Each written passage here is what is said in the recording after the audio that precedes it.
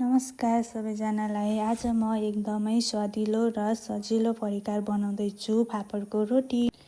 यो चाहिँ रहेको छ फापरको पिठो, जुन पिठो चाहिँ मैले बेलबारीबाट लिएको। यो चाहिँ नेपालमै बनेको हो। मैले अघि नै चप गरेर राखेको थिएँ धनियाँ खोर्सानी र प्याज। त्यस पछाडि एउटा बल लिने, त्यो बलमा आफूलाई चाहिने जति पिठो लगाउने। त्यो पिठो लगाइसकेपछि अघि चप गरेर राखेको प्याज धनियाँ खोर्सानी पनि त्यसैमा लगाउने।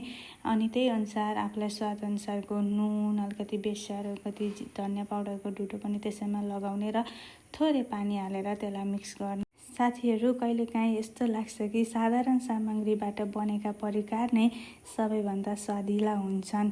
आज म यस्तै स्वादिलो रोटी बनाउँदैछु, हेर्दै जानुहोला। पुरा भिडियो हेरेर कमेन्ट गर्नुहोला हजुरहरूलाई कस्तो लाग्छ आजको यो मैले बनाएको रेसिपी।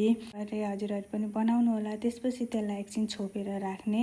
त्यस पछाडि मैले एउटा प्यान बसालेको छु। अब यो प्यान तातिसकेपछि यसमा घिउ लाउने। घिउ चाहिँ अलि बढी नै चाहिन्छ, किनकि थोरै घिउ भयो भने त्यो पिठो सबै तल टाँसिन्छ। अब हाल्ने बित्तिकै त गोलो कहाँ हुन्छ र, होइन साथीहरू। अब यसलाई हाल्ने बित्तिकै गोलो नभए तापनि हामीले यसलाई डाडुले बिस्तारै बिस्तारै गरेर यसलाई हामीले यसरी गोलो बनाउन सक्छौँ। र यसलाई एकछिन ढकनले छोपिदिने, त्यो चाहिँ मैले भिडियो गरिनँ। र यतिको भइसकेपछि हामीले यसलाई फर्काउनुपर्छ। एक साइड त मजाले पाकेको हुन्छ, अर्को साइड पनि मजाले पकाउनुपर्छ हामीले यसलाई।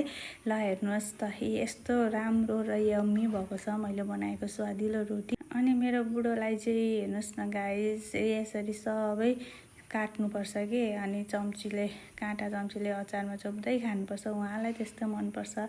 ल साथीहरू हेर्नुहोस् है त, अब हाम्रो खानालाई रेडी भइसकेको छ। स्वादिलो रोटी, फापरको अचार अनि सलाद अनि दही हामी यसरी खाँदैछौँ। र मैले नै सुरुमा चाखेँ, एकदमै यम्मी र मिठो थियो, एकदम मिठो। त्यसपछि मैले बुढालाई चाख्नु न भनेको, उहाँले पनि चाख्दै हुनुहुन्छ। हेर्नुहोस् है त उहाँको रियाक्सन, अब कस्तो खतरा reaction. Thanks for watching my video, keep supporting guys.